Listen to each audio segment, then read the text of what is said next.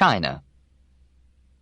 An emperor knows how to govern when poets are free to make verses, people to act plays, historians to tell the truth, ministers to give advice, the poor to grumble at taxes, students to learn lessons aloud, workmen to praise their skill and seek work, people to speak of anything, and old men to find fault with everything.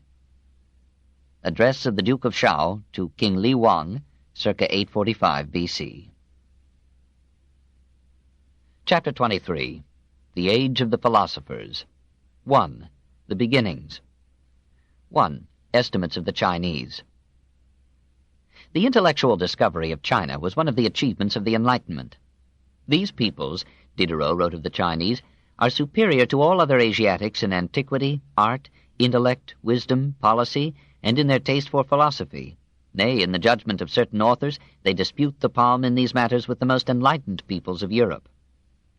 The body of this empire, said Voltaire, has existed 4,000 years without having undergone any sensible alteration in its laws, customs, language, or even in its fashions of apparel. The organization of this empire is, in truth, the best that the world has ever seen. This respect of scholars has survived closer acquaintance, and in some contemporary observers it has reached the pitch of humble admiration. Count Kaiserling, in one of the most instructive and imaginative books of our time, concludes that altogether the most perfect type of humanity as a normal phenomenon has been elaborated in ancient China. China has created the highest universal culture of being hitherto known. The greatness of China takes hold of and impresses me more and more. The great men of this country stand on a higher level of culture than ours do. These gentlemen stand on an extraordinarily high level as types. Especially their superiority impresses me. How perfect the courtesy of the cultured Chinaman! China's supremacy of form is unquestionable in all circumstances. The Chinaman is perhaps the profoundest of all men. The Chinese do not trouble to deny this, and until the present century, there are now occasional exceptions, they were unanimous in regarding the inhabitants of Europe and America as barbarians.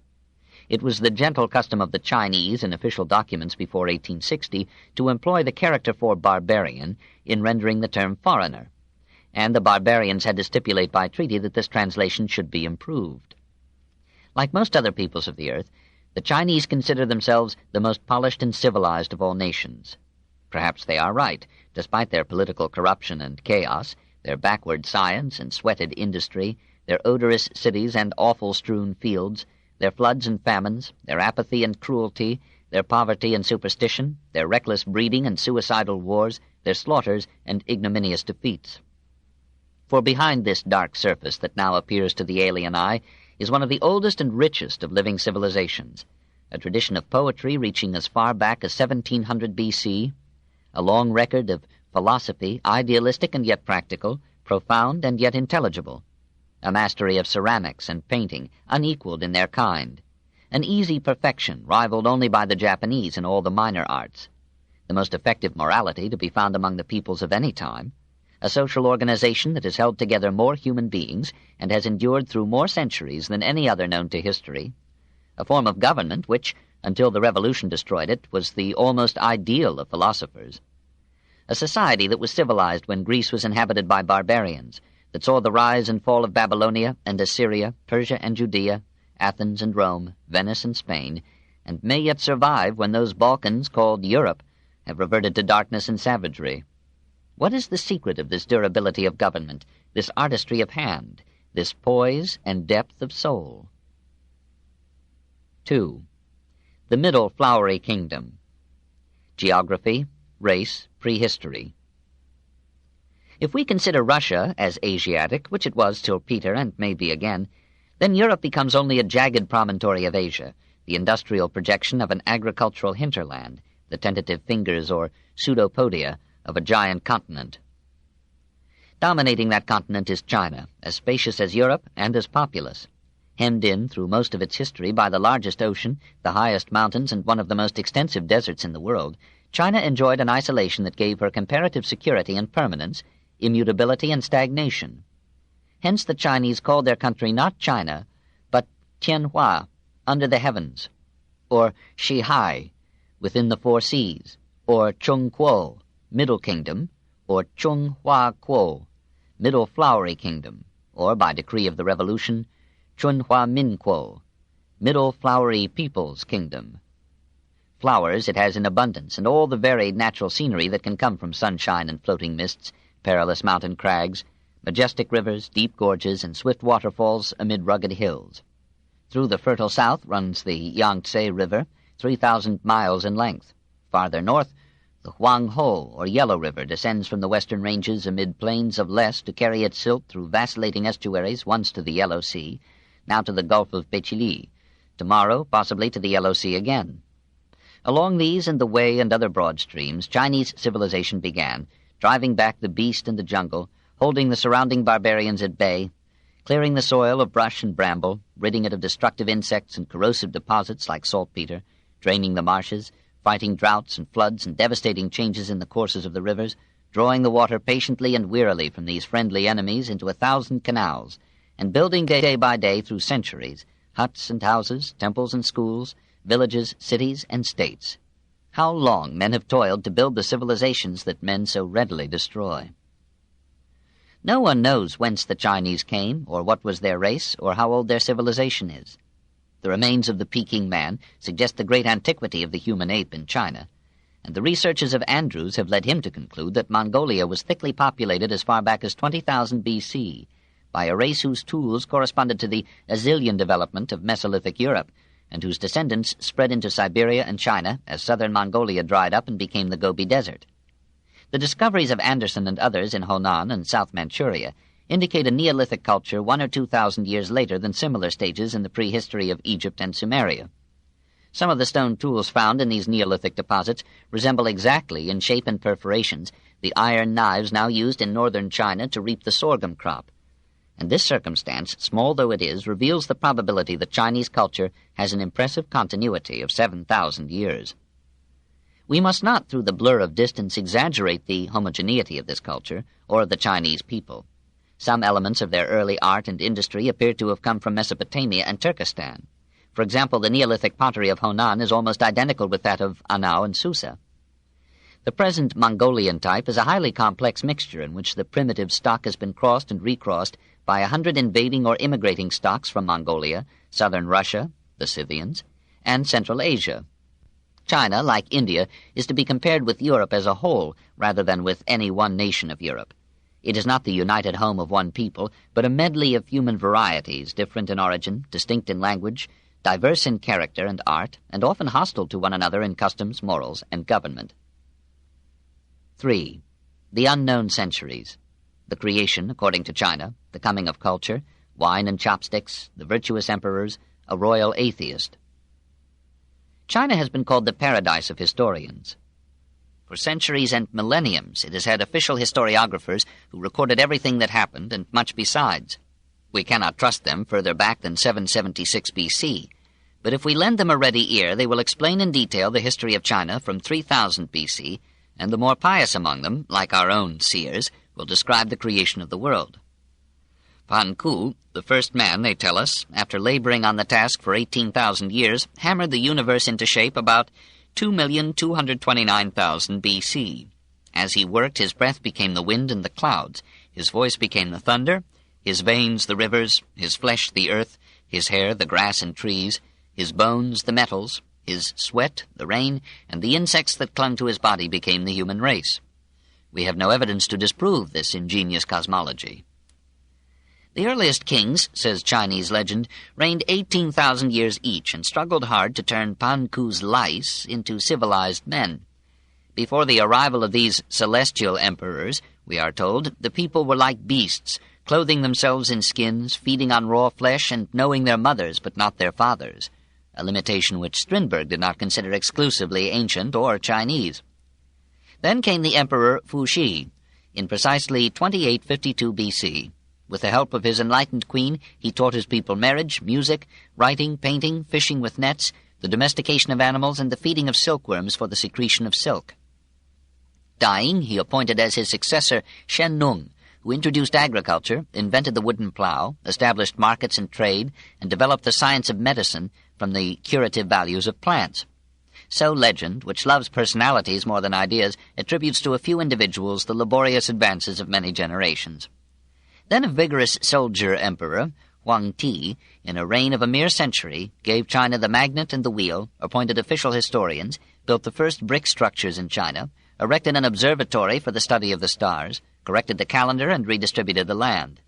Yao ruled another century, and so well that Confucius, writing of him 1,800 years later in what must have seemed a hectically modern age, mourned the degeneration of China. The old sage, who was not above the pious fraud of adorning a tale to point a moral, informs us that the Chinese people became virtuous by merely looking at Yao. As first aid to reformers, Yao placed outside his palace door a drum by which they might summon him to hear their grievances, and a tablet upon which they might write their advice to the government. Now, says the famous book of history, concerning the good Yao, it is said that he ruled Chungkuo for 100 years, the years of his life being 110 and 6. He was kind and benevolent as heaven, wise and discerning as the gods. From afar his radiance was like a shining cloud, and approaching him he was as brilliant as the sun. Rich was he without ostentation, and regal without luxuriousness. He wore a yellow cap and a dark tunic, and rode in a red chariot drawn by white horses. The eaves of his thatch were not trimmed, and the rafters were unplaned, while the beams of his house had no ornamental ends. His principal food was soup, indifferently compounded, nor was he choice in selecting his grain. He drank his broth of lentils from a dish that was made of clay, using a wooden spoon. His person was not adorned with jewels, and his clothes were without embroidery, simple and without variety. He gave no attention to uncommon things and strange happenings, nor did he value those things that were rare and peculiar. He did not listen to songs of dalliance, his chariot of state was not emblazoned. In summer he wore his simple garb of cotton, and in winter he covered himself with skins of the deer. Yet he was the richest, the wisest, the longest-lived and most beloved of all that ever ruled Chungkuo. The last of these 5 rulers was Shun, the model of filially devoted sons, the patient hero who fought the floods of the Huang He, improved the calendar, standardized weights and measures, and endeared himself to scholastic posterity by reducing the size of the whip with which Chinese children were educated. In his old age, Shun, Chinese tradition tells us, raised to a place beside himself on the throne the ablest of his aides, the great engineer Yu, who had controlled the floods of 9 rivers by cutting through 9 mountains and forming 9 lakes. But for Yu, say the Chinese, we should all have been fishes. In his reign, according to sacred legend, rice wine was discovered and was presented to the emperor, but Yu dashed it to the ground, predicting, "The day will come when this thing will cost someone a kingdom." He banished the discoverer and prohibited the new beverage, whereupon the Chinese, for the instruction of posterity, made wine the national beverage. Rejecting the principle of succession by royal appointment, Yu established the Xia, that is, civilized, dynasty, by making the throne hereditary in his family, so that idiots alternated with mediocrities and geniuses in the government of China. The dynasty was brought to an end by the whimsical Emperor Jie, who amused himself and his wife by compelling 3,000 Chinese to jump to their euthanasia in a lake of wine. We have no way of checking the accounts transmitted to us of the Xia Dynasty by the early Chinese historians. Astronomers claim to have verified the solar eclipse mentioned by the records as occurring in the year 2165 BC, but competent critics have challenged these calculations. Bones found in Honan bear the names of rulers traditionally ascribed to the Second or Shang Dynasty, and some bronze vessels of great antiquity are tentatively attributed to this period. For the rest, we must rely on stories whose truth may not be proportioned to their charm. According to ancient tradition, one of the Shang emperors, Wu Yi, was an atheist. He defied the gods and blasphemed the spirit of heaven. He played chess with it, ordered a courtier to make its moves, and derided it when it lost. Having dedicated to it a leathern bag, he filled the bag with blood and amused himself by making it a target for his arrows. The historians, more virtuous than history, assure us that Wu Yi was struck dead with lightning. Zhou Xian, royal inventor of chopsticks, brought the dynasty to an end by his incredible wickedness. "I have heard," he said, "that a man's heart has 7 openings. I would fain make the experiment upon Pekan, his minister." Zhou's wife, Ta Ki, was a model of licentiousness and cruelty. At her court, voluptuous dances were performed, and men and women gambled naked in her gardens. When public criticism rose, she sought to still it with novelties of torture. Rebels were made to hold fiery metals in their hands or to walk greased poles over a pit of live charcoal. When victims fell into the pit, the queen was much amused to see them roast. Zhou was overthrown by a conspiracy of rebels at home and invaders from the western state of Zhou, who set up the Zhou Dynasty, the most enduring of all the royal houses of China. The victorious leaders rewarded their aides by making them almost independent rulers of the many provinces into which the new realm was divided. In this way began that feudalism which proved so dangerous to government and yet so stimulating to Chinese letters and philosophy. The newcomers mingled their blood in marriage with the older stocks, and the mixture provided a slow biological prelude to the first historic civilization of the Far East. 4. The first Chinese civilization, the feudal age in China, an able minister, the struggle between custom and law, culture and anarchy, love lyrics from the Book of Odes. The feudal states that now provided for almost 1,000 years whatever political order China was to enjoy were not the creation of the conquerors. They had grown out of the agricultural communities of primitive days through the absorption of the weaker by the stronger, or the merger of groups under a common chief for the defense of their fields against the encompassing barbarians.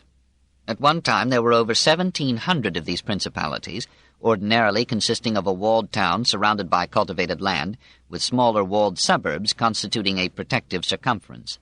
Slowly these provinces coalesced into 55, covering what is now the district of Honan with neighboring portions of Shanxi, Shenxi, and Shantung.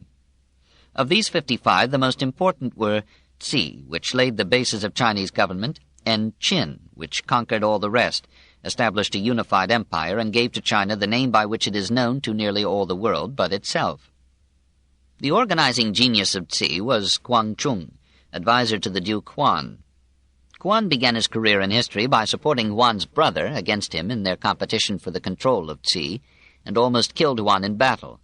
Huan won, captured Huan, and appointed him chief minister of the state. Huan made his master powerful by replacing bronze with iron weapons and tools, and by establishing governmental monopoly or control of iron and salt. He taxed money, fish, and salt in order to help the poor and reward wise and able men. During his long ministry, Qi became a well-ordered state with a stabilized currency, an efficient administration, and a flourishing culture. Confucius, who praised politicians only by epitaphs, said of Huan, "Down to the present day the people enjoy the gifts which he conferred. But for Guangchung we should now be wearing our hair disheveled and the lappets of our coats buttoning on the left side." This is Confucius's gloomy way of indicating that but for Huan the Chinese people would still be barbarians, for the barbarians habitually buttoned their coats on the left side. In the feudal courts was developed the characteristic courtesy of the Chinese gentleman. Gradually a code of manners, ceremonies, and honor was established, which became so strict that it served as a substitute for religion among the upper classes of society. The foundations of law were laid, and a great struggle set in between the rule of custom as developed among the people and the rule of law as formulated by the state. Codes of law were issued by the duchies of Cheng and Qin, 535 and 512 B.C., much to the horror of the peasantry who predicted divine punishment for such outrages. And indeed, the capital of Cheng was soon afterward destroyed by fire. The codes were partial to the aristocracy, who were exempted from the regulations on condition that they should discipline themselves. Gentlemen murderers were allowed to commit suicide, and most of them did, in the fashion later so popular in samurai Japan. The people protested that they, too, could discipline themselves, and called for some Harmodius or Aristogeiton to liberate them from this new tyranny of law. In the end, the two hostile forces, custom and law, arrived at a wholesome compromise. The reach of law was narrowed to major or national issues, while the force of custom continued in all minor matters, and since human affairs are mostly minor matters, custom remained king. As the organization of states proceeded, it found formulation in the Zhou Li, or Law of Zhou, a volume traditionally but incredibly ascribed to Zhou Kung, uncle and prime minister of the second Duke of Zhou. This legislation, suspiciously infused with the spirit of Confucius and Mencius, and therefore in all likelihood a product of the end rather than of the beginning of the Zhou dynasty, set for 2,000 years the Chinese conception of government. An emperor ruling as the vicar and son of heaven, and holding power through the possessing of virtue and piety. An aristocracy, partly of birth and partly of training, administering the offices of the state. A people dutifully tilling the soil, living in patriarchal families, enjoying civil rights but having no voice in public affairs, and a cabinet of 6 ministries controlling respectively the life and activities of the emperor, the welfare and early marriage of the people, the ceremonies and divinations of religion, the preparation and prosecution of war, the administration of justice, and the organization of public works. It is an almost ideal code, more probably sprung from the mind of some anonymous and irresponsible Plato than from the practice of leaders sullied with actual power and dealing with actual men. Since much deviltry can find room even in perfect constitutions, the political history of China during the feudal age was the usual mixture of persevering rascality with periodic reforms. As wealth increased, luxury and extravagance corrupted the aristocracy, while musicians and assassins, courtesans and philosophers mingled at the courts and later in the capital at Luoyang. Hardly a decade passed without some assault upon the new states by the hungry barbarians ever pressing upon the frontiers. War became a necessity of defense, and soon a method of offense. It graduated from a game of the aristocracy to competitive slaughter among the people. Heads were cut off by tens of thousands. Within a little more than 2 centuries, regicides disposed of 36 kings. Anarchy grew, and the sages despaired. Over these ancient obstacles life made its plodding way. The peasant sowed and reaped, occasionally for himself, usually for his feudal lord, to whom both he and the land belonged. Not until the end of the dynasty did peasant proprietorship raise its head. The state, that is, a loose association of feudal barons faintly acknowledging one ducal sovereign, conscripted labor for public works and irrigated the fields with extensive canals.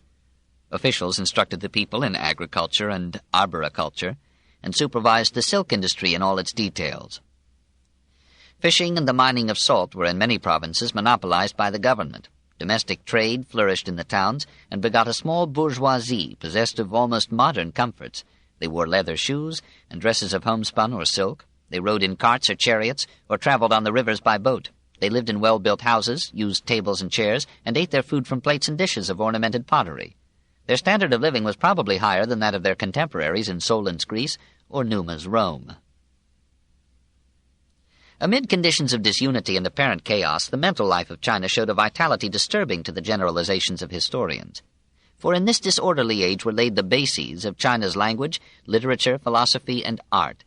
The combination of a life made newly secure by economic organization and provision, and a culture not yet forged into conformity by the tyranny of inescapable tradition and an imperial government, served as the social framework for the most creative period in the history of the Chinese mind. At every court, and in 1,000 towns and villages, poets sang, potters turned their wheels, founders cast stately vessels, leisurely scribes formed into beauty the characters of the written language, sophists taught to eager students the tricks of the intellect, and philosophers pined over the imperfections of men and the decadence of states. We shall study the art and language later, in their more complete and characteristic development, but the poetry and the philosophy belong specifically to this age and constitute the classic period of Chinese thought. Most of the verse written before Confucius has disappeared. What remains of it is chiefly his own stern selection of the more respectable samples, gathered together in the Shi Qing, or Book of Odes, ranging over 1,000 years from ancient compositions of the Shang Dynasty to highly modern poems as recent as Pythagoras. Its 305 odes celebrate with untranslatable brevity and suggestive imagery the piety of religion, the hardships of war, and the solicitude of love. Hear the timeless lament of soldiers torn from their homes and dedicated to unintelligible death. How free are the wild geese on their wings, and the rest they find on the bushy yew trees. But we, ceaseless toilers in the king's services, cannot even plant our millet and rice. What will our parents have to rely on? O thou distant and azure heaven, when shall all this end? What leaves have not turned purple? What man is not torn from his wife? Mercy be on us soldiers. Are we not also men?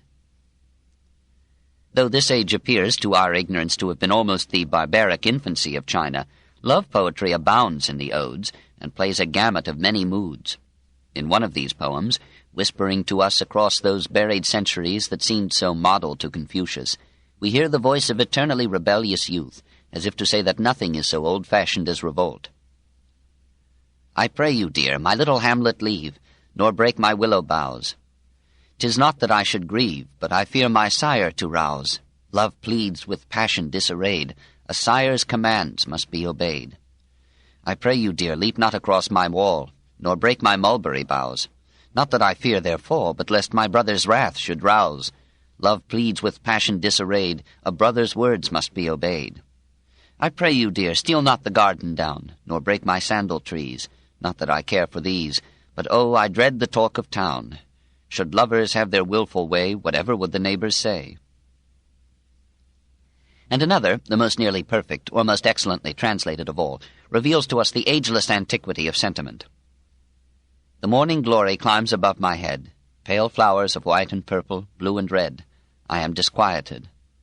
Down in the withered grasses something stirred.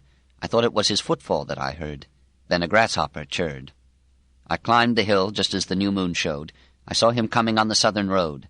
My heart lays down its load. 5. The pre-Confucian philosophers.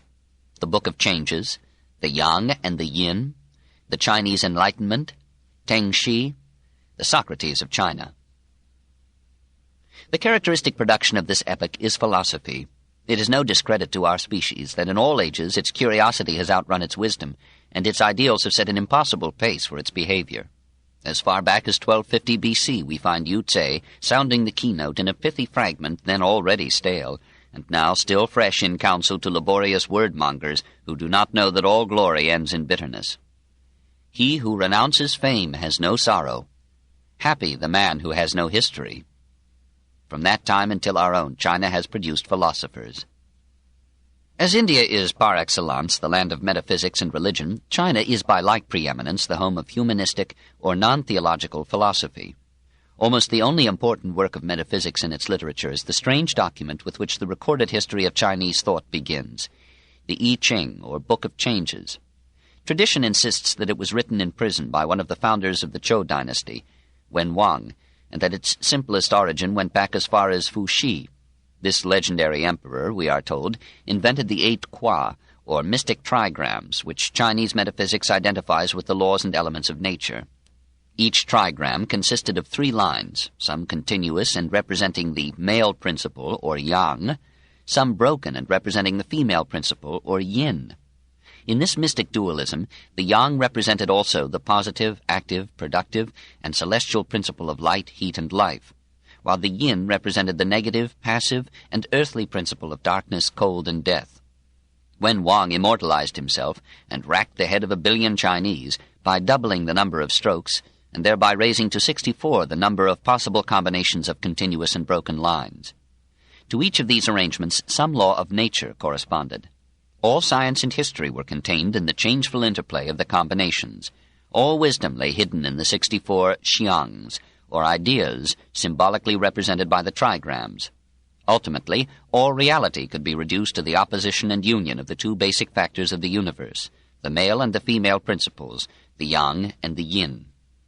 The Chinese used the Book of Changes as a manual of divination and considered it the greatest of their classics. He who should understand the combinations, we are told, would grasp all the laws of nature. Confucius, who edited the volume and adorned it with commentaries, ranked it above all other writings and wished that he might be free to spend 50 years in its study. This strange volume, though congenial to the subtle occultism of the Chinese soul, is alien to the positive and practical spirit of Chinese philosophy. As far back as we can pry into the past of China, we find philosophers, but of those who preceded Lao Tse, time has preserved only an occasional fragment or an empty name. As in India, Persia, Judea, and Greece, the 6th and 5th centuries saw in China a brilliant outburst of philosophical and literary genius, and as in Greece it began with an epoch of rationalist enlightenment. An age of war and chaos opened new roads to the advancement of unpedigreed talent and established a demand among the people of the towns for instructors skilled in imparting the arts of the mind. These popular teachers soon discovered the uncertainty of theology, the relativity of morals, and the imperfections of governments, and began to lay about them with utopias.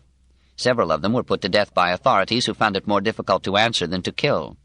According to one Chinese tradition, Confucius himself, during his tenure of office as Minister of Crime in the Duchy of Lu, condemned to death a seditious officer on the ground that he was capable of gathering about him large crowds of men, that his arguments could easily appeal to the mob and make perversity respectable, and that his sophistry was sufficiently recalcitrant to take a stand against the accepted judgments of right.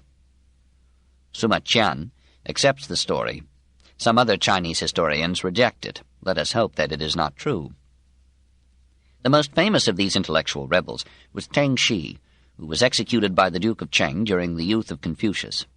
Teng, says the Book of Liezi, taught the doctrines of the relativity of right and wrong, and employed inexhaustible arguments.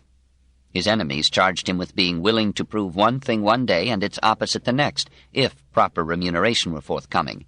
He offered his services to those who were trying their cases in court, and allowed no prejudice to interfere with serviceability. A hostile Chinese historian tells a pretty story of him. A wealthy man of Tang's native state was drowned in the Wei River, and his body was taken up by a man who demanded of the bereaved family a large sum of money for its redemption. The dead man's family sought Tang's counsel. "Wait," said the sophist. "No other family will pay for the body." The advice was followed, and the man who held the corpse became anxious and also came to Tang Shi for advice. The sophist gave the same counsel. "Wait. Nowhere else can they obtain the body." Tang Shi composed a code of penology that proved too idealistic for the government of Cheng. Annoyed by pamphlets in which Tang criticized his policies, the prime minister prohibited the posting of pamphlets in public places. Tang thereupon delivered his pamphlets in person. The minister forbade the delivery of pamphlets. Tang smuggled them to his readers by concealing them in other articles. The government ended the argument by cutting off his head. 6. The Old Master. Lao Tse, the Tao, on intellectuals in government, the foolishness of laws, a Rousseauian utopia and a Christian ethic, portrait of a wise man, the meeting of Lao Tse and Confucius. Lao Tse, greatest of the pre-Confucian philosophers, was wiser than Tang Shi. He knew the wisdom of silence and lived, we may be sure, to a ripe old age, though we are not sure that he lived at all. The Chinese historian Sima Qian tells how Lao Tse, disgusted with the knavery of politicians and tired of his work as curator of the Royal Library of Zhou, determined to leave China and seek some distant and secluded countryside. On reaching the frontier, the warden, Yan Shi, said to him, "So you are going into retirement. I beg you to write a book for me." Thereupon Lao Tse wrote a book in 2 parts, on Tao and Te, extending to over 5,000 words. He then went away, and no one knows where he died. Tradition, which knows everything, credits him with living 87 years. All that remains of him is his name and his book, neither of which may have belonged to him. Lao Tse is a description, meaning the old master. His real name, we are told, was Li, that is to say, a plum. The book which is ascribed to him is of such doubtful authenticity that scholars quarrel learnedly about its origin. Professor Giles considers it a forgery composed after 200 B.C. by free pilfering from the works of the essayist and critic Huang He. Dr. Lega holds that the frequent references to Lao, as Lao Tan, in Zhuang Tse and in Sima Qian warrant continued belief in the authenticity of the Tao Te Ching. But all are agreed that the Tao Te Ching, that is, the Book of the Way and of Virtue, is the most important text of that Taoist philosophy which, in the opinion of Chinese students, existed long before Lao Tse, found many first-rate defenders after him, and became the religion of a considerable minority of the Chinese from his time to our own. The authorship of the Tao Te Ching is a secondary matter, but its ideas are among the most fascinating in the history of thought. Tao means the way, sometimes the way of nature, sometimes the Taoist way of wise living, literally a road. Basically, it is a way of thinking or of refusing to think. For in the view of the Taoists, thought is a superficial affair, good only for argument, and more harmful than beneficial to life. The way is to be found by rejecting the intellect and all its wares, and leading a modest life of retirement, rusticity, and quiet contemplation of nature. Knowledge is not virtue. On the contrary, rascals have increased since education spread. Knowledge is not wisdom, for nothing is so far from a sage as an intellectual. The worst conceivable government would be by philosophers. They botch every natural process with theory. Their ability to make speeches and multiply ideas is precisely the sign of their incapacity for action. Those who are skilled do not dispute.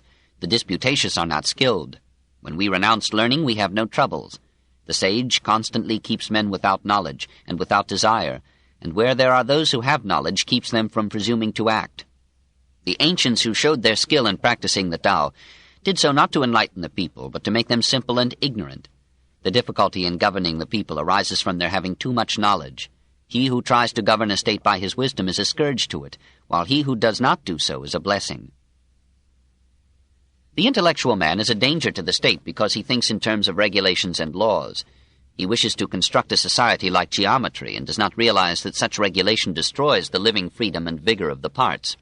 The simpler man, who knows from his own experience the pleasure and efficacy of work conceived and carried out in liberty, is less of a peril when he is in power, for he does not have to be told that a law is a dangerous thing and may injure more than it may help. Such a ruler regulates men as little as possible. If he guides the nation, it is away from all artifice and complexity towards a normal and artless simplicity, in which life would follow the wisely thoughtless routine of nature, and even writing would be put aside as an unnatural instrument of befuddlement and deviltry. Unhampered by regulations from the government, the spontaneous economic impulses of the people, their own lust for bread and love, would move the wheels of life in a simple and wholesome round.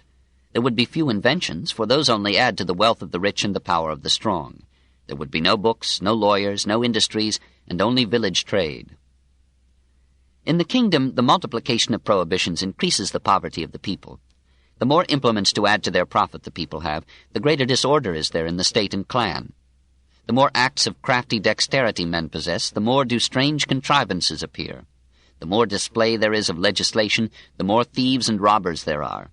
Therefore a sage has said, "I will do nothing, and the people will be transformed of themselves. I will be fond of keeping still, and the people will of themselves be correct. I will take no trouble about it, and the people will of themselves become rich. I will manifest no ambition, and the people will of themselves attain to the primitive simplicity."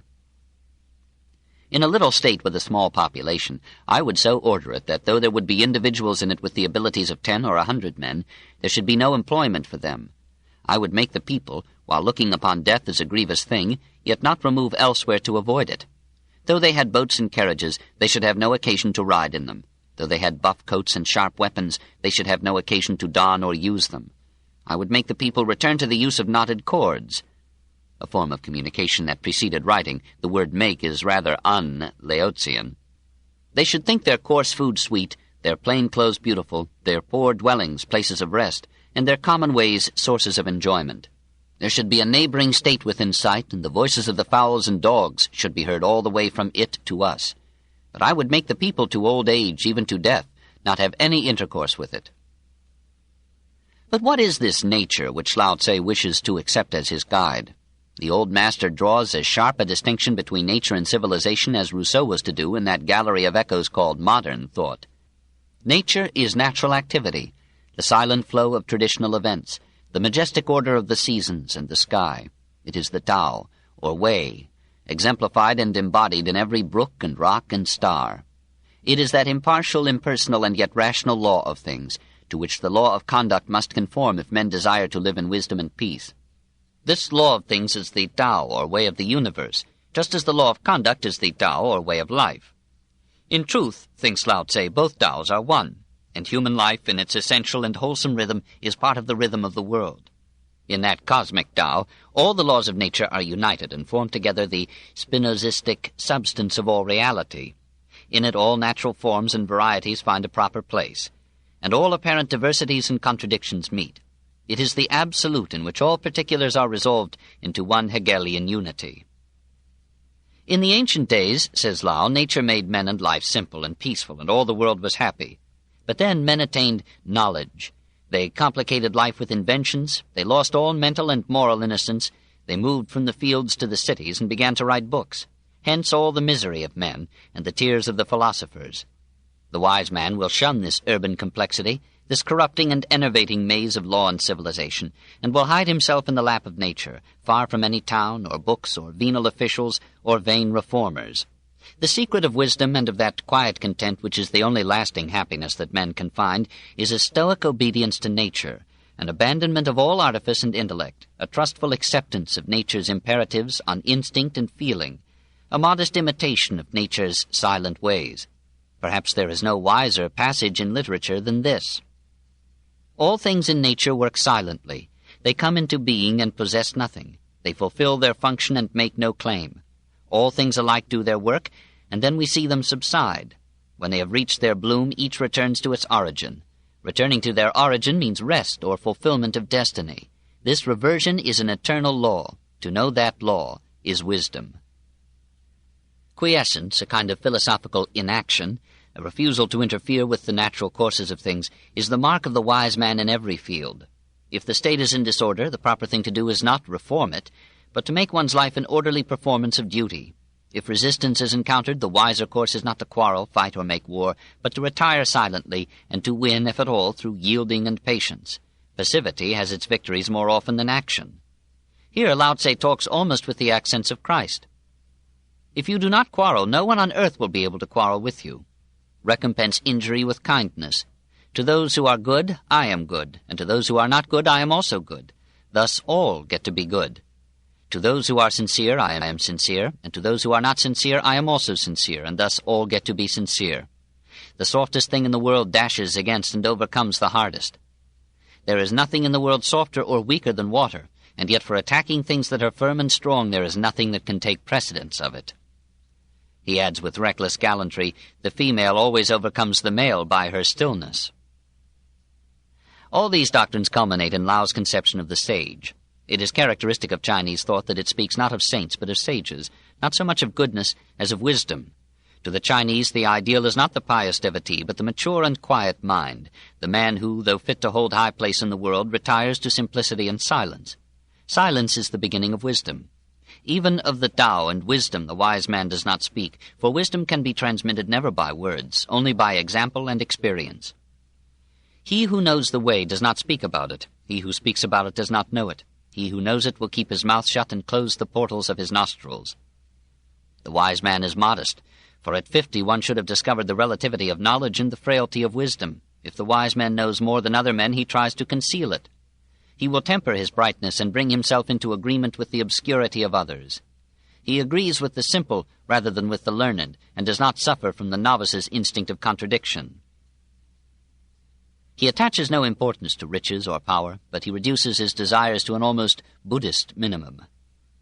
I have nothing that I value. I desire that my heart be completely subdued, emptied to emptiness. The state of emptiness should be brought to the utmost degree, and that of stillness guarded with unwearying vigor. Such a man cannot be treated familiarly or distantly. He is beyond all considerations of profit or injury, of nobility or meanness. He is the noblest man under heaven. It is unnecessary to point out the detailed correspondence of these ideas with those of Jean-Jacques Rousseau. The two men were coins of the same mold and mint, however different in date. It is a philosophy that periodically reappears, for in every generation many men weary of the struggle, cruelty, complexity, and speed of city life, and write with more idealism than knowledge about the joys of rustic routine. One must have a long urban background in order to write rural poetry. Nature is a term that may lend itself to any ethic and any theology. It fits the science of Darwin and the unmorality of Nietzsche more snugly than the sweet reasonableness of Lao Tse and Christ. If one follows nature and acts naturally, he is much more likely to murder and eat his enemies than to practice philosophy. There is small chance of his being humble and less of his being silent. Even the painful tillage of the soil goes against the grain of a species primordially wont to hunt and kill. Agriculture is as unnatural as industry.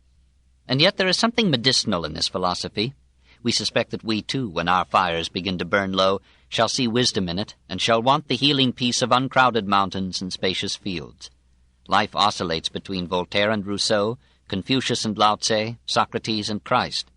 After every idea has had its day with us, and we have fought for it not wisely or too well, we in our turn shall tire of the battle, and pass on to the young our thinning fascicle of ideals. Then we shall take to the woods with Jacques, Jean-Jacques, and Lao Tse. We shall make friends of the animals and discourse more contentedly than Machiavelli with simple peasant minds. We shall leave the world to stew in its own deviltry, and shall take no further thought of its reform. Perhaps we shall burn every book but one behind us, and find a summary of wisdom in the Tao Te Ching. We may imagine how irritating this philosophy must have been to Confucius, who at the immature age of 34 came up to Luoyang, capital of Zhou, and sought the old master's advice on some minutiae of history. The story is told by the greatest of Chinese historians, Sima Qian, but it may be fiction. We are shocked to find Lao Tse in the busiest city of China in his 87th year.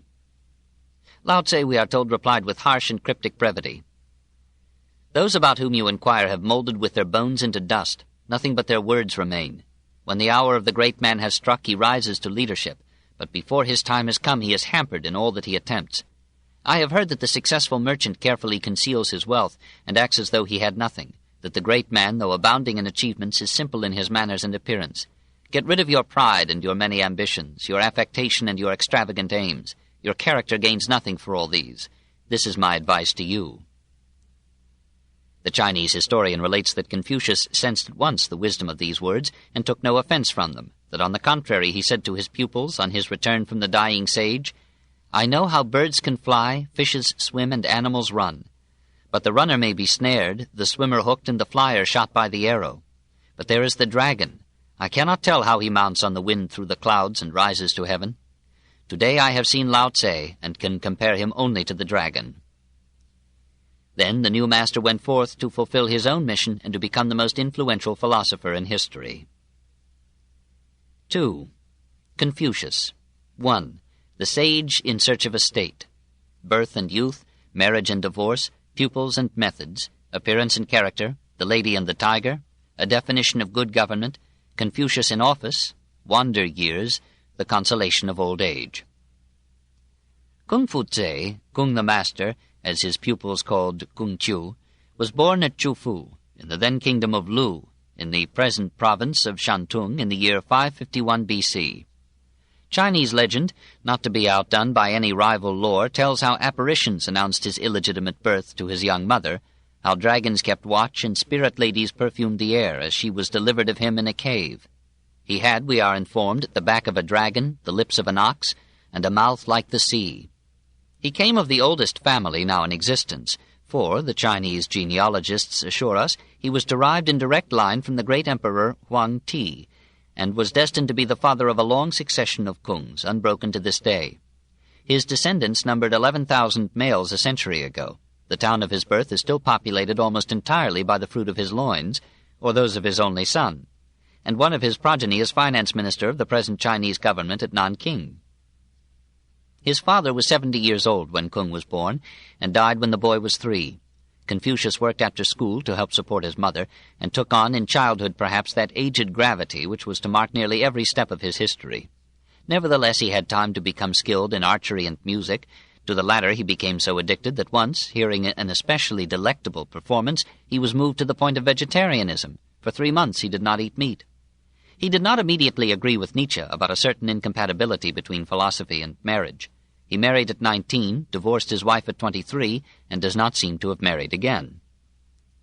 At 22 he began his career as a teacher, using his home as a schoolhouse and charging whatever modest fee his pupils could pay.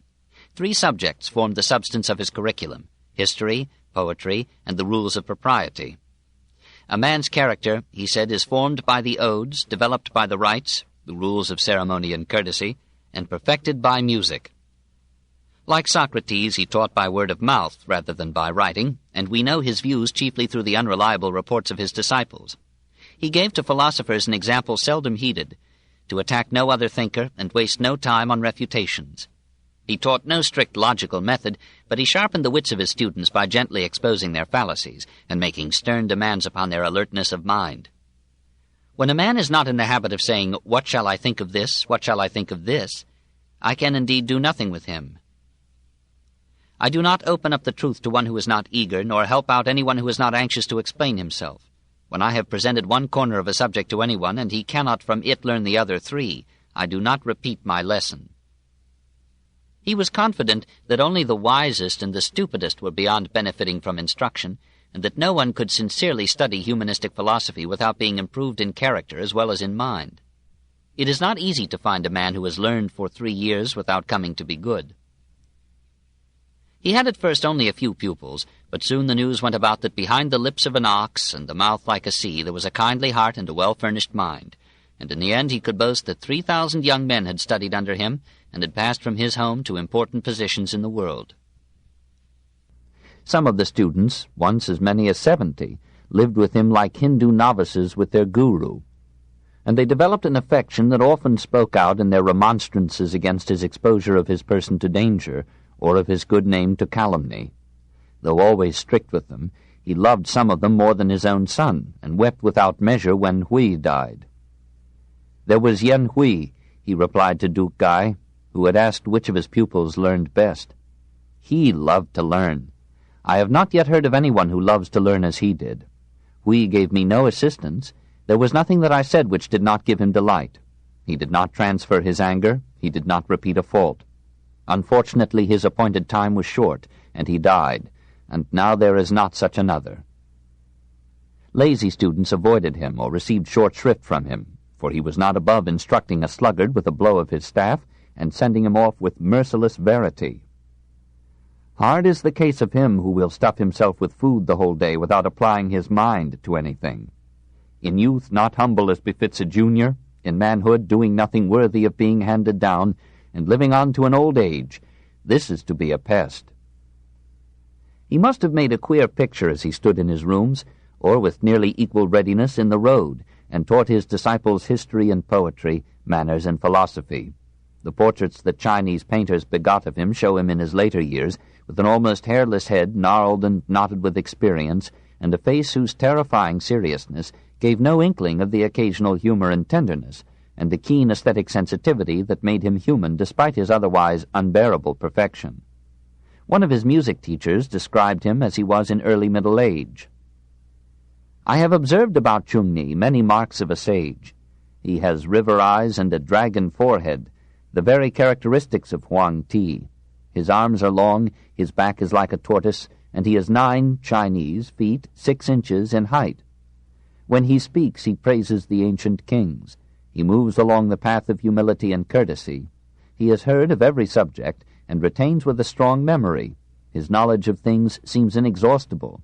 Have we not in him the rising of a sage?"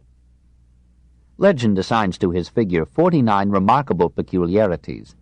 Once, when accident had separated him from his disciples during his wanderings, they located him at once by the report of a traveler that he had seen a monstrous-looking man with the disconsolate appearance of a stray dog. When they repeated this description to Confucius, he was much amused. "Capital," he said, "capital." He was an old-fashioned teacher who believed that the maintenance of distance was indispensable to pedagogy. He was nothing if not formal, and the rules of etiquette and courtesy were his meat and drink. He tried to check and balance the natural Epicureanism of the instincts with the Puritanism and Stoicism of his doctrine. At times he appears to have indulged himself in self-appreciation. "In a hamlet of 10 families," he said with some moderation, "there may be found one honorable and sincere as I am, but not so fond of learning. In letters I am perhaps equal to other men, but the character of the higher man, carrying out in his conduct what he professes, is what I have not yet attained to. If there were any of the princes who would employ me in the course of 12 months, I should have done something considerable. In 3 years the government would be perfected." All in all, however, he bore his greatness with modesty. There were 4 things, his disciples assure us, from which the master was entirely free. He had no foregone conclusions, no arbitrary predeterminations, no obstinacy, and no egoism. He called himself a transmitter and not a maker, and pretended that he was merely passing down what he had learned from the good emperors Yao and Shun. He strongly desired fame and place, but he would make no dishonorable compromises to secure or retain them. Again and again he refused appointments to high office from men whose government seemed to him unjust. A man should say, he counseled his scholars, "I am not concerned that I have no place. I am concerned how I may fit myself for one. I am not concerned that I am not known. I seek to be worthy to be known." Among his pupils were the sons of Huang He, one of the ministers of the Duke of Lu. Through them Confucius was introduced to the Zhou court at Luoyang, but he kept a modest distance from the officials, preferring, as we have seen, to visit the dying sage Lao Tse. Returning to Lu, Confucius found his native province so disordered with civil strife that he removed to the neighboring state of Tsi, accompanied by several of his pupils. Passing through rugged and deserted mountains on their way, they were surprised to find an old woman weeping beside a grave. Confucius sent Tse Lu to inquire the cause of her grief. "My husband's father," she answered, "was killed here by a tiger, and my husband also, and now my son has met the same fate." When Confucius asked why she persisted in living in so dangerous a place, she replied, "There is no oppressive government here." "My children," said Confucius to his students, "remember this: oppressive government is fiercer than a tiger." The Duke of Tsi gave him audience and was pleased with his answer to a question about good government. "There is good government when the prince is prince and the minister is minister, when the father is father and the son is son." The Duke offered him for his support the revenues of the town of Linqiu, but Confucius refused the gift, saying that he had done nothing to deserve such remuneration. The Duke was minded to insist on retaining him as an adviser, when his chief minister dissuaded him. "These scholars," said Gan Ying, "are impractical and cannot be imitated. They are haughty and conceited of their own views, so that they will not be content in inferior positions. This Mr. Kung has 1,000 peculiarities. It would take generations to exhaust all that he knows about the ceremonies of going up and going down." Nothing came of it, and Confucius returned to Lu to teach his pupils for 15 years more before being called into public office. His opportunity came when, at the turn of the century, he was made chief magistrate of the town of Chengtu. According to Chinese tradition, a veritable epidemic of honesty swept through the city. Articles of value dropped in the street were left untouched or returned to the owner. Promoted by Duke Ting of Lu to be acting superintendent of public works, Confucius directed a survey of the lands of the state and introduced many improvements in agriculture. Advanced again to be minister of crime, his appointment, we are told, sufficed of itself to put an end to crime. Dishonesty and dissoluteness, say the Chinese records, were ashamed and hid their heads. Loyalty and good faith became the characteristics of the men, and chastity and docility those of the women. Strangers came in crowds from other states. Confucius became the idol of the people. This is too good to be true, and in any case proved too good to endure. Criminals put their hidden heads together, no doubt, and laid snares for the master's feet. Neighboring states, say the historian, grew jealous of Lu and fearful of its rising power. A wily minister of Qi suggested a stratagem to alienate the Duke of Lu from Confucius. The Duke of Qi sent to Ting a bevy of lovely sing-song girls, and 120 still more beautiful horses. The Duke of Lu was captivated, ignored the disapproval of Confucius, who had taught him that the first principle of good government is good example, and scandalously neglected his ministers and the affairs of the state. "Master," said Tse Lu, "it is time for you to be going." Reluctantly, Confucius resigned, left Lu, and began 13 years of homeless wandering. He remarked later that he had never seen one who loves virtue as he loves beauty, and indeed, from some points of view, it is one of the most culpable oversights of nature that virtue and beauty so often come in separate packages. The master and a few faithful disciples, no longer welcome in his native state, passed now from province to province, receiving courtesies in some, undergoing dangers and privations in others. Twice they were attacked by ruffians, and once they were reduced almost to starvation, so that even Tse Lu began to murmur that such a lot was hardly appropriate to the higher man.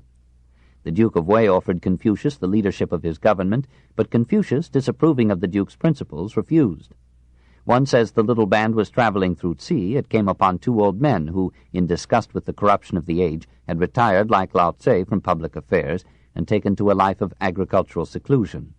One of them recognized Confucius and reproached Tse Lu for following him. "Disorder, like a swelling flood," said the recluse, "spreads over the whole empire. And who is he that will change it for you? Rather than follow one who withdraws from this state and that state, had you not better follow those who withdraw from the world altogether?" Confucius gave much thought to this rebuke, but persisted in hoping that some state would again give him an opportunity to lead the way to reform and peace. At last, in the 69th year of Confucius, Duke Gai succeeded to the throne of Lu, and sent 3 officers to the philosopher, bearing appropriate presents and an invitation to return to his native state. During the 5 years of life that remained to him, Confucius lived in simplicity and honor, often consulted by the leaders of Lu, but wisely retiring to a literary seclusion, and devoting himself to the congenial work of editing the classics and writing the history of his people. When the Duke of Shi asked Tse Lu about his master, and Tse Lu did not answer him, Confucius, hearing of it, said, "Why did you not say to him, 'He is simply a man who in his eager pursuit of knowledge forgets his food, who in the joy of its attainment forgets his sorrows, and who does not perceive that old age is coming on?'" He consoled his solitude with poetry and philosophy, and rejoiced that his instincts now accorded with his reason. "At 15, he said, I had my mind bent on learning. At 30 I stood firm. At 40 I was free from doubt. At 50 I knew the decrees of heaven. At 60 my ear was an obedient organ for the reception of truth. At 70 I could follow what my heart desired without transgressing what was right."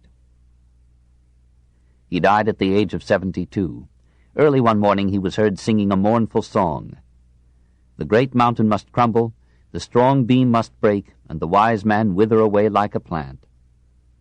When his pupil, Tse Kung, came to him, he said, "No intelligent monarch arises. There is no one in the empire that will make me his master. My time is come to die." He took to his couch, and after 7 days he expired. His students buried him with pomp and ceremony befitting their affection for him, and building huts by his grave, they lived there for 3 years, mourning for him as for a father. When all the others had gone, Tse Kung, who had loved him even beyond the rest, remained 3 years more, mourning alone by the master's tomb. 2. The 9 Classics. He left behind him 5 volumes, apparently written or edited by his own hand, and therefore known to China as the 5 Qing, or canonical books. First, he edited the Li Qi, or Record of Rights, believing that these ancient rules of propriety were subtle aids to the formation and mellowing of character and the maintenance of social order and peace. Second, he wrote appendices and commentaries for the I Ching, or Book of Changes, seeing in this the profoundest contribution yet made by China to that obscure realm of metaphysics which he himself had sedulously avoided in his philosophy. Third, he selected and arranged the Shi Ching, or Book of Odes, in order to illustrate the nature of human life and the principles of morality. Fourth, he wrote the Chun Chu, or Spring and Autumn Annals, to record with unadorned brevity the main events in the history of his own state of Lu. Fifth, and above all, he sought to inspire his pupils by gathering into a Shu Ching, or Book of History, the most important and elevating events or legends of the early reigns, when China had been in some measure a unified empire, and its leaders, as Confucius thought, had been heroic and unselfish civilizers of the race. He did not think of his function in these works as that of an historian. Rather, he was a teacher, a molder of youth, and he deliberately selected from the past such items as would rather inspire than disillusion his pupils. We should do him injustice if we turned to these volumes for an impartial and scientific account of Chinese history. He added to the record imaginary speeches and stories, into which he poured as much as he could of his solicitude for morals and his admiration for wisdom. If he idealized the past of his country, he did no more than we do with our own less ancient past. If already our earliest presidents have become sages and saints in hardly a century or two, surely to the historians of 1,000 years hence they will seem as virtuous and perfect as Yao and Shun.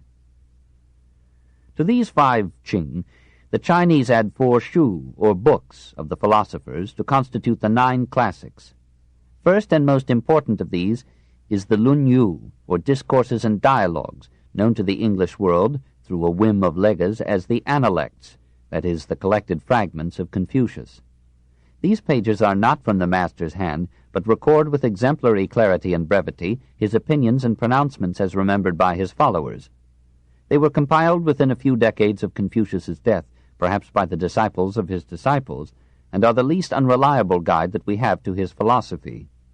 The most interesting and instructive of all statements in the Chinese classics appears in the 4th and 5th paragraphs of the 2nd Shu, a work known to the Chinese as Ta Shui, or the Great Learning. The Confucian philosopher and editor, Chu Shi, attributed these paragraphs to Confucius, and the remainder of the treatise to Zheng Zan, one of the younger disciples. Xia Kui, a scholar of the 1st century A.D., attributed the work to Kung Chi, grandson of Confucius. The skeptical scholars of today agree that the authorship is unknown. All students concur in ascribing to this grandson the 3rd philosophical classic of China, the Chung Yung, or Doctrine of the Mean. The last of the Shu is the Book of Mencius, of which we shall speak presently. With this volume ends the classic literature, but not the classic period, of Chinese thought. There were, as we shall see, rebels and heretics of every kind to protest against that masterpiece of conservatism, the philosophy of Confucius. 3. The agnosticism of Confucius. A fragment of logic, the philosopher and the urchins, a formula of wisdom. Let us try to do justice to this doctrine. It is the view of life that we shall take when we round out our first half-century, and for all that we know it may be wiser than the poetry of our youth. If we ourselves are heretics and young, this is the philosophy that we must marry to our own in order that our half-truths may beget some understanding. We shall not find here a system of philosophy, that is, a consistent structure of logic, metaphysics, ethics, and politics, dominated by one idea, like the palaces of Nebuchadrezzar, which bore on every brick the name of the ruler. Confucius taught the art of reasoning, not through rules or syllogisms, but by the perpetual play of his keen mind upon the opinions of his pupils. When they went out from his school, they knew nothing about logic, but they could think clearly and to the point. Clarity and honesty of thought and expression were the first lessons of the master. The whole end of speech is to be understood, a lesson not always remembered by philosophy. When you know a thing, to hold that you know it, and when you do not, to admit the fact. This is knowledge. Obscurity of thought and insincere inaccuracy of speech seemed to him national calamities. If a prince who was not in actual fact and power a prince should cease to be called a prince, if a father who was not a fatherly father should cease to be called a father, if an unfilial son should cease to be called a son, then men might be stirred to reform abuses too often covered up with words. Hence, when Tse Lu told Confucius, "The Prince of Wei has been waiting for you, in order with you to administer the government, what will you consider the first thing to be done?" he answered, to the astonishment of prince and pupil, "What is necessary to rectify names." Since his dominating passion was the application of philosophy to conduct and government, Confucius avoided metaphysics and tried to turn the minds of his followers from all recondite or celestial concerns. Though he made occasional mention of heaven and prayer, and counseled his disciples to observe sedulously the traditional rites of ancestor worship and national sacrifice, he was so negative in his answers to theological questions that modern commentators agree in calling him an agnostic. When Tse Kung asked him, "Do the dead have knowledge, or are they without knowledge?" Confucius refused to make any definite reply. When Ke Lu asked about serving the spirits of the dead, the master responded, "While you are not able to serve men, how can you serve their spirits?" Ke Lu asked, "I venture to ask about death," and was answered, "While you do not know life, how can you know about death?" When Fan Che inquired what constituted wisdom, Confucius said, "To give one's self earnestly to the duties due to men, and while respecting spiritual beings, to keep aloof from them, may be called wisdom." His disciples tell us that the subjects on which the master did not talk were extraordinary things, feats of strength, disorder, and spiritual beings. They were much disturbed by this philosophic modesty, and doubtless wished that the master would solve for them the mysteries of heaven. The book of Lie Tse tells with glee the fable of the street urchins who ridiculed the master when he confessed his inability to answer their simple question, "Is the sun nearer to the earth at dawn, when it is larger, or at noon, when it is hotter?" The only metaphysics that Confucius would recognize was the search for unity in all phenomena, and the effort to find some stabilizing harmony between the laws of right conduct and the regularities of nature. "Say," he said to one of his favorites, "you think, I suppose, that I am one who learns many things and keeps them in his memory?" Tse Kung replied, "Yes, but perhaps it is not so." "No," was the answer. "I seek unity, all-pervading. This, after all, is the essence of philosophy." His master passion was for morality. The chaos of his time seemed to him a moral chaos, caused perhaps by the weakening of the ancient faith and the spread of sophist skepticism as to right and wrong. It was to be cured not by a return to the old beliefs, but by an earnest search for more complete knowledge, and a moral regeneration based upon a soundly regulated family life. The Confucian program is expressed pithily and profoundly in the famous paragraphs of the Great Learning. The ancients who wished to illustrate the highest virtue throughout the empire first ordered well their own states. Wishing to order well their states, they first regulated their families. Wishing to regulate their families, they first cultivated their own selves. Wishing to cultivate their own selves, they first rectified their hearts. Wishing to rectify their hearts, they first sought to be sincere in their thoughts. Wishing to be sincere in their thoughts, they first extended to the utmost their knowledge. Such extension of knowledge lay in the investigation of things. Things being investigated, knowledge became complete. Their knowledge being complete, their thoughts were sincere. Their thoughts being sincere, their hearts were then rectified. Their hearts being rectified, their own selves were cultivated. Their own selves being cultivated, their families were regulated. Their families being regulated, their states were rightly governed. Their states being rightly governed, the whole empire was made tranquil and happy. This is the keynote and substance of the Confucian philosophy. One might forget all other words of the master and his disciples, and yet carry away with these the essence of the matter, and a complete guide to life. The world is at war, says Confucius, because its constituent states are improperly governed. These are improperly governed because no amount of legislation can take the place of the natural social order provided by the family. The family is in disorder and fails to provide this natural social order because men forget that they cannot regulate their families if they do not regulate themselves. They fail to regulate themselves because they have not rectified their hearts. That is, they have not cleansed their own souls of disorderly desires. Their hearts are not rectified because their thinking is insincere, doing scant justice to reality and concealing rather than revealing their own natures. Their thinking is insincere because they let their wishes discolor the facts and determine their conclusions, instead of seeking to extend their knowledge to the utmost by impartially investigating the nature of things. Let men seek impartial knowledge, and their thinking will become sincere. Let their thoughts be sincere, and their hearts will be cleansed of disorderly desires. Let their hearts be so cleansed, and their own selves will be regulated. Let their own selves be regulated, and their families will automatically be regulated, not by virtuous sermonizing or passionate punishments, but by the silent power of example itself. Let the family be so regulated with knowledge, sincerity, and example, and it will give forth such spontaneous social order that successful government will once more be a feasible thing. Let the state maintain internal justice and tranquility, and all the world will be peaceful and happy. It is a counsel of perfection, and forgets that man is a beast of prey, but like Christianity it offers us a goal to strike at and a ladder to climb. It is one of the golden texts of philosophy. 4. The Way of the Higher Man. Another portrait of the sage, elements of character, the golden rule. Wisdom, therefore, begins at home, and the foundation of society is a disciplined individual in a disciplined family. Confucius agreed with Goethe that self-development is the root of social development, and when Tse Lu asked him, "What constitutes the higher man?" he replied, "The cultivation of himself with reverential care." Here and there throughout the dialogues we find him putting together, piece by piece, his picture of the ideal man, a union of philosopher and saint producing the sage.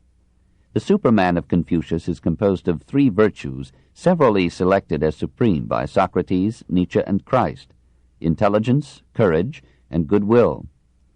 The higher man is anxious lest he should not get truth. He is not anxious lest poverty should come upon him. He is Catholic, not partisan. He requires that in what he says there should be nothing inaccurate. But he is no mere intellect, not merely a scholar or a lover of knowledge. He has character as well as intelligence.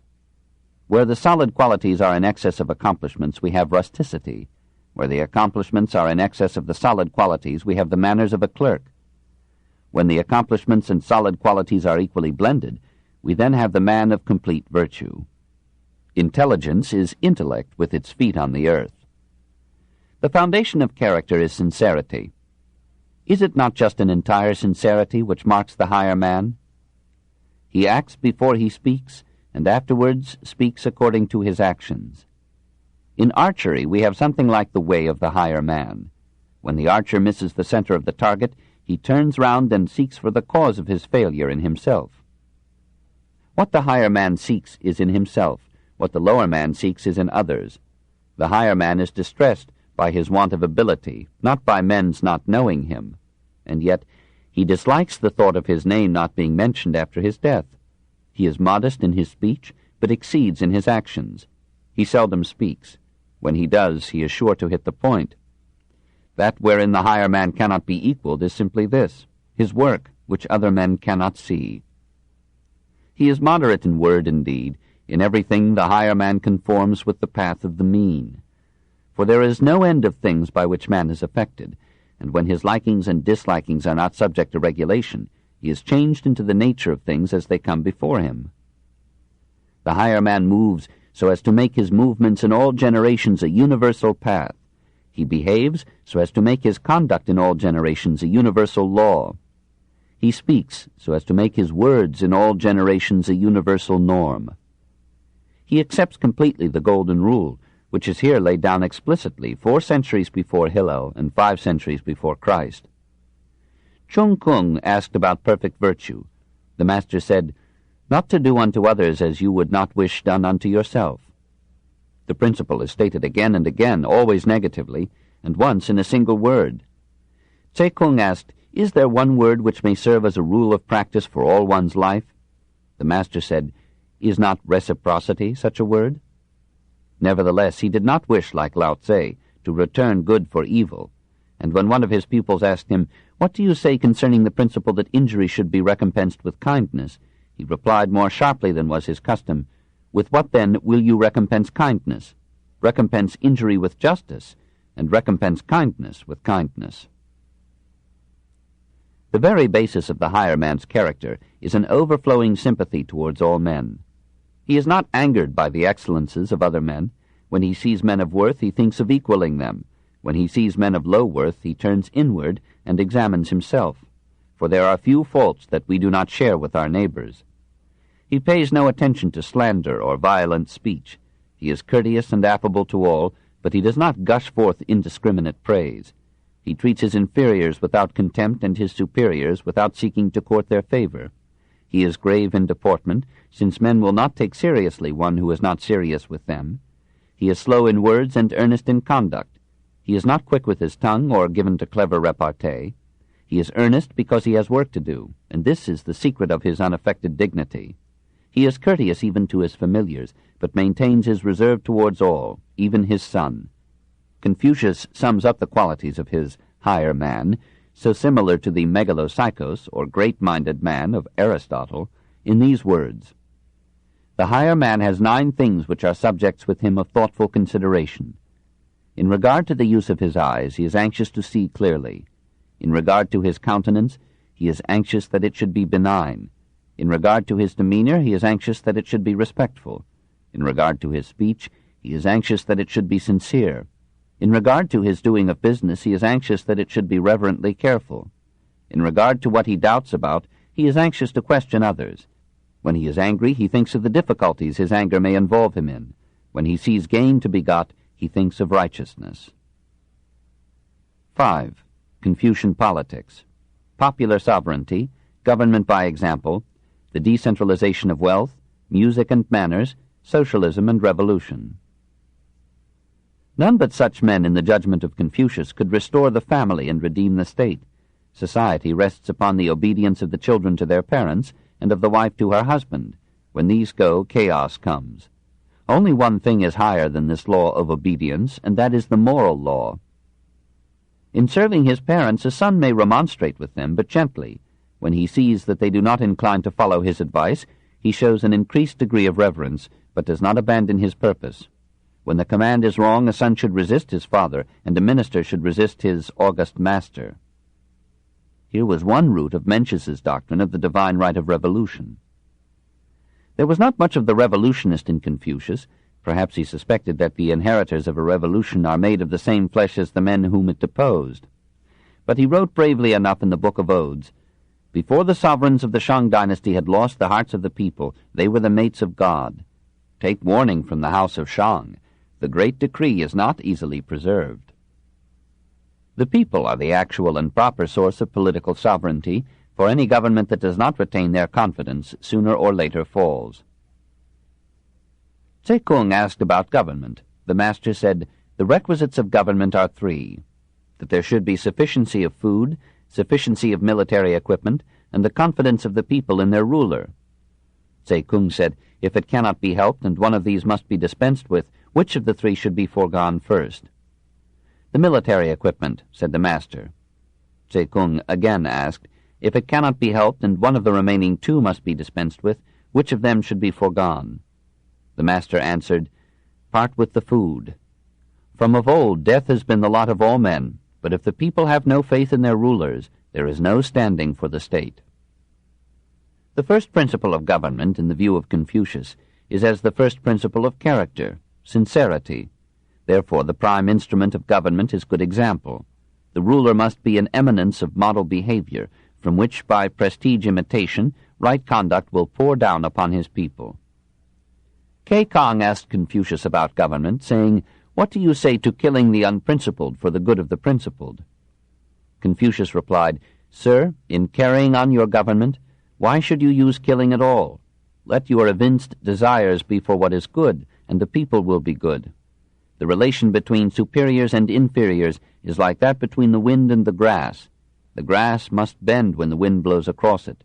He who exercises government by means of his virtue may be compared to the North Polar Star, which keeps its place, and all the stars turn toward it." Kai Kong asked how to cause the people to reverence their ruler, to be faithful to him, and to urge themselves to virtue. The master said, "Let him preside over them with gravity, then they will reverence him. Let him be filial and kind to all, then they will be faithful to him. Let him advance the good and teach the incompetent, then they will eagerly seek to be virtuous. As good example is the first instrument of government, good appointments are the second. Employ the upright and put aside the crooked. In this way the crooked can be made to be upright. The administration of government, says the doctrine of the mean, lies in getting proper men. Such men are to be got by means of the ruler's own character. What would not a ministry of higher men do, even in one generation, to cleanse the state and guide the people to a loftier level of civilization? First of all, they would avoid foreign relations as much as possible, and seek to make their states so independent of outside supplies that it would never be tempted to war for them. They would reduce the luxury of courts, and seek a wide distribution of wealth, for the centralization of wealth is the way to scatter the people, and letting it be scattered among them is the way to collect the people. They would decrease punishments, and increase public instruction. For there being instruction, there will be no distinction of classes. The higher subjects would be forbidden to the mediocre, but music would be taught to all. When one has mastered music completely and regulates his heart and mind accordingly, the natural, correct, gentle, and sincere heart is easily developed, and joy attends its development. The best way to improve manners and customs is to pay attention to the composition of the music played in the country. Manners and music should not for a moment be neglected by anyone. Benevolence is akin to music, and righteousness to good manners. Good manners, too, must be a care of the government, for when manners decay, the nation decays with them. Imperceptibly, the rules of propriety form at least the outward character, and add to the sage the graciousness of the gentleman. We become what we do. Politically, the usages of propriety serve as dikes for the people against evil excesses, and he who thinks the old embankments useless and destroys them is sure to suffer from the desolation caused by overflowing water.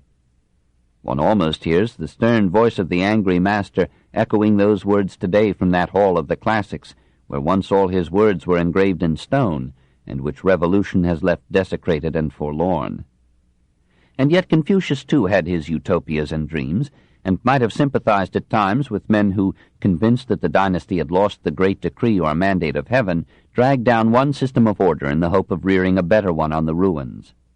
In the end he became a socialist and gave his fancy rein. When the great principle of the great similarity prevails, the whole world becomes a republic. They elect men of talents, virtue, and ability. They talk about sincere agreement and cultivate universal peace. Thus men do not regard as their parents only their own parents, nor treat as their children only their own children. A competent provision is secured for the aged till their death, employment for the middle-aged, and the means of growing up for the young. The widowers, widows, orphans, childless men, and those who are disabled by disease are all sufficiently maintained. Each man has his rights, and each woman her individuality safeguarded. They produce wealth, disliking that it should be thrown away upon the ground, but not wishing to keep it for their own gratification. Disliking idleness, they labor, but not alone with a view to their own advantage. In this way selfish schemings are repressed and find no way to arise. Robbers, filchers, and rebellious traitors do not exist. Hence the outer doors remain open and are not shut. This is the state of what I call the great similarity. 6. The influences of Confucius. The Confucian scholars, their victory over the legalists, defects of Confucianism, the contemporaneity of Confucius. The success of Confucius was posthumous but complete. His philosophy had struck a practical and political note that endeared it to the Chinese after death had removed the possibility of his insisting upon its realization. Since men of letters never quite reconcile themselves to being men of letters, the literati of the centuries after Confucius attached themselves sedulously to his doctrine as a road to influence and public employment, and created a class of Confucian scholars destined to become the most powerful group in the empire. Schools sprang up here and there for the teaching of the master's philosophy as handed down by his disciples, developed by Mencius, and amended by 1,000 pundits in the course of time. And these schools, as the intellectual centers of China, kept civilization alive during centuries of political collapse, much as the monks preserved some measure of ancient culture and some degree of social order during the Dark Ages that followed the fall of Rome. A rival school, the legalists, disputed for a while this leadership of Confucian thought in the political world and occasionally molded the policy of the state. To make government depend upon the good example of the governors and the inherent goodness of the governed, said the legalists, was to take a considerable risk. History had offered no superabundance of precedents for the successful operation of these idealistic principles. Not men but laws should rule, they argued, and laws must be enforced until, becoming a second nature to a society, they are obeyed without force. The people are not intelligent enough to rule themselves well. They prosper best under an aristocracy. Even tradesmen are not too intelligent, but pursue their interests very often to the detriment of the state. Perhaps, said some of the legalists, it would be wiser for the state to socialize capital, monopolize trade, and prevent the manipulation of prices and the concentration of wealth. These were ideas that were destined to appear again and again in the history of Chinese government. In the long run, the philosophy of Confucius triumphed. We shall see later how the mighty Huang He, with the legalist for his prime minister, sought to end the influence of Confucius by ordering that all existing Confucian literature should be burned. But the power of the word proved stronger than that of the sword. The books which the first emperor sought to destroy became holy and precious through his enmity, and men died as martyrs in the effort to preserve them. When Huang He and his brief dynasty had passed away, a wiser emperor, Wu Ti, brought the Confucian literature out of hiding, gave office to its students, and strengthened the Han Dynasty by introducing the ideas and methods of Confucius into the education of Chinese youth and statesmanship. Sacrifices were decreed in honor of Confucius. The texts of the classics were by imperial command engraved on stone, and became the official religion of the state. Rivaled at times by the influence of Taoism, and eclipsed for a while by Buddhism, Confucianism was restored and exalted by the Shang Dynasty, and the great Dai Tsung ordered that a temple should be erected to Confucius, and sacrifices offered in it by scholars and officials in every town and village of the empire. During the Sung Dynasty, a virile school of Neo-Confucians arose, whose innumerable commentaries on the classics spread the philosophy of the master, in varied dilutions, throughout the Far East, and stimulated a philosophical development in Japan. From the rise of the Han Dynasty to the fall of the Manchus, that is, for 2,000 years, the doctrine of Confucius molded and dominated the Chinese mind. The history of China might be written in terms of that influence. For generation after generation, the writings of the master were the texts of the official schools, and nearly every lad who came through those schools had learned those texts by heart. The stoic conservatism of the ancient sage sank almost into the blood of the people, and gave to the nation and to its individuals a dignity and profundity unequaled elsewhere in the world or in history. With the help of this philosophy, China developed a harmonious community life, a zealous admiration for learning and wisdom, and a quiet and stable culture, which made Chinese civilization strong enough to survive every invasion, and to remold every invader in its own image. Only in Christianity and in Buddhism can we find again so heroic an effort to transmute into decency the natural brutality of men. And today, as then, no better medicine could be prescribed for any people suffering from the disorder generated by an intellectualist education, a decadent moral code, and a weakened fiber of individual and national character than the absorption of the Confucian philosophy by the nation's youth. But that philosophy could not be a complete nourishment in itself. It was well fitted to a nation struggling out of chaos and weakness into order and strength, but it would prove a shackle upon a country compelled by international competition to change and grow. The rules of propriety, destined to form character and social order, became a straitjacket, forcing almost every vital action into a prescribed and unaltered mold. There was something prim and Puritan about Confucianism, which checked too thoroughly the natural and vigorous impulses of mankind. Its virtue was so complete as to bring sterility. No room was left in it for pleasure and adventure, and little for friendship and love. It helped to keep woman in supine debasement, and its cold perfection froze the nation into a conservatism as hostile to progress as it was favorable to peace. We must not blame all this upon Confucius. One cannot be expected to do the thinking of 20 centuries. We ask of a thinker only that as the result of a lifetime of thought, he shall in some way illuminate our path to understanding. Few men have done this more certainly than Confucius. As we read him and perceive how little of him must be erased today because of the growth of knowledge and the change of circumstance, how soundly he offers us guidance even in our contemporary world, We forget his platitudes and his unbearable perfection and join his pious grandson, Kung Chi, in that superlative eulogy which began the deification of Confucius. Confucius handed down the doctrines of Yao and Shun as if they had been his ancestors, and elegantly displayed the regulations of Wen and Wu, taking them as his model. Above he harmonized with the times of heaven, and below he was conformed to the water and land. He may be compared to heaven and earth in their supporting and containing, their overshadowing and curtaining all things. He may be compared to the four seasons in their alternating progress, and to the sun and moon in their successive shining. All-embracing and vast, he is like heaven. Deep and active as a fountain, he is like the abyss. He is seen, and the people all reverence him. He speaks, and the people all believe him. He acts, and the people are all pleased with him. Therefore his fame overspreads the Middle Kingdom, and extends to all barbarous tribes. Wherever ships and carriages reach, wherever the strength of man penetrates, wherever the heavens overshadow and the earth sustains, wherever the sun and moon shine, wherever frosts and dews fall, all who have blood and breath unfeignedly honor and love him. Hence it is said, he is the equal of heaven. 3. Socialists and Anarchists. The 200 years that followed upon Confucius were centuries of lively controversy and raging heresy. Having discovered the pleasures of philosophy, some men like Hui Zhe and Kung Sun Lung played with logic and invented paradoxes of reasoning as varied and subtle as Zeno's. Philosophers flocked to the city of Luoyang, as in the same centuries they were flocking to Benares and Athens, and they enjoyed in the Chinese capital all that freedom of speech and thought which made Athens the intellectual center of the Mediterranean world. Sophists called Tsung Heng Kia, or crisscross philosophers, crowded the capital to teach all and sundry the art of persuading any man to anything. To Luoyang came Mencius, inheritor of the mantle of Confucius, Zhuangzi, greatest of Lao Tse's followers, Shunzi, the apostle of original evil, and Mo Ti, the prophet of universal love. 1. Mo Ti, altruist, an early logician, Christian, and pacifist.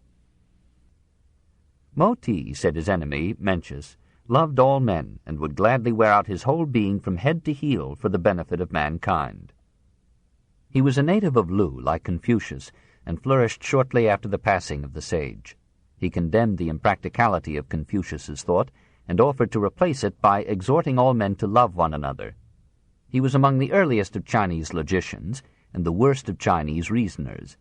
He stated the problem of logic with great simplicity. These are what I call the 3 laws of reasoning. 1. Where to find the foundation. Find it in the study of the experiences of the wisest men of the past. 2. How to take a general survey of it. Examine the facts of the actual experience of the people. 3. How to apply it. Put it into law and governmental policy and see whether or not it is conducive to the welfare of the state and the people. On this basis, Mo Ti proceeded to prove that ghosts and spirits are real, for many people have seen them. He objected strongly to Confucius's coldly impersonal view of heaven, and argued for the personality of God. Like Pascal, he thought religion a good wager. If the ancestors to whom we sacrifice hear us, we have made a good bargain. If they are quite dead, and unconscious of our offerings, the sacrifice gives us an opportunity to gather our relatives and neighbors and participate in the enjoyment of the sacrificial victuals and drinks. In the same manner, reasons Mo Ti, universal love is the only solution of the social problem, for if it were applied, there is no doubt that it would bring utopia.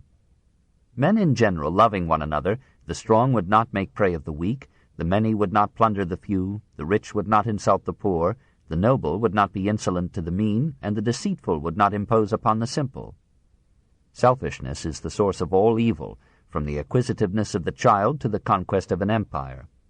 Mo Ti marvels that a man who steals a pig is universally condemned and generally punished, while a man who invades and appropriates a kingdom is a hero to his people and a model to posterity. From this pacifism, Mo Ti advanced to such vigorous criticism of the state that his doctrine verged on anarchism and frightened the authorities.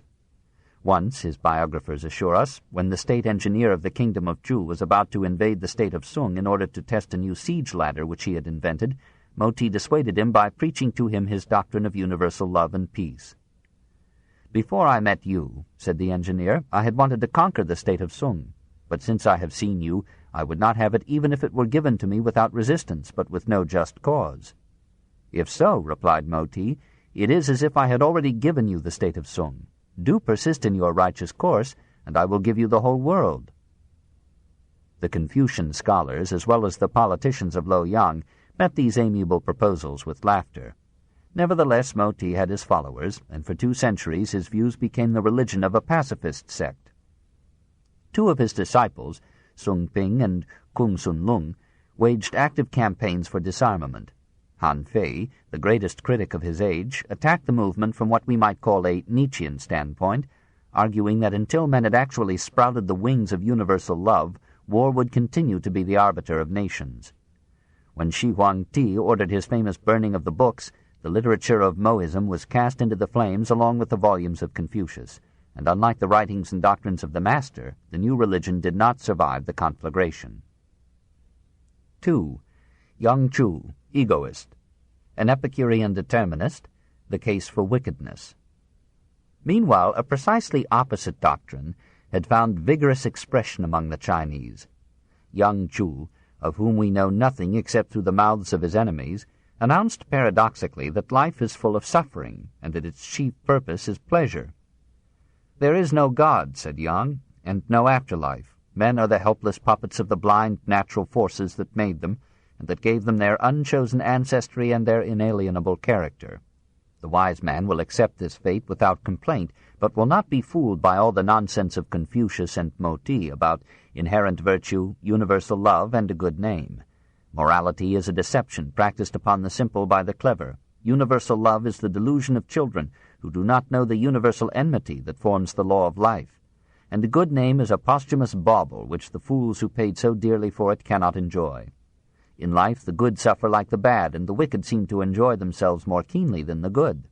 The wisest men of antiquity were not moralists and rulers, as Confucius supposed, but sensible sensualists who had the good fortune to antedate the legislators and the philosophers, and who enjoyed the pleasures of every impulse. It is true that the wicked sometimes leave a bad name behind them, but this is a matter that does not disturb their bones. Consider, says Yang Chu, the fate of the good and the evil. All agree in considering Shun, Yu, Zhou Kung, and Confucius to have been the most admirable of men, and Jie and Zhou the most wicked. Now Shun had to plough the ground on the south of the Ho, and to play the potter by the Lei Lake. His forelimbs had not even a temporary rest. For his mouth and belly he could not even find pleasant food and warm clothing. No love of his parents rested upon him, no affection of his brothers and sisters. When Yao at length resigned to him the throne, he was advanced in age, his wisdom was decayed, his son, Shang Chun, proved without ability, and he had finally to resign the throne to Yu. Sorrowfully came he to his death. Of all mortals never was one whose life was so worn out and empoisoned as his. All the energies of Yu were spent on his labors with the land. A child was born to him, but he could not foster it. He passed his door without entering. His body became bent and withered. The skin of his hands and feet became thick and callous. When at length Shun resigned to him the throne, he lived in a low, mean house, though his sacrificial apron and cap were elegant. Sorrowfully came he to his death. Of all mortals never was one whose life was so saddened and embittered as his. Confucius understood the ways of the ancient sovereigns and kings. He responded to the invitations of the princes of his time. The tree was cut down over him in Sung. The traces of his footsteps were removed in Wei. He was reduced to extremity in Shang and Zhou. He was surrounded in Chan and Xi. He was disgraced by Yang Hu. Sorrowfully came he to his death. Of all mortals never was one whose life was so agitated and hurried as his. These 4 sages during their lives had not a single day's joy.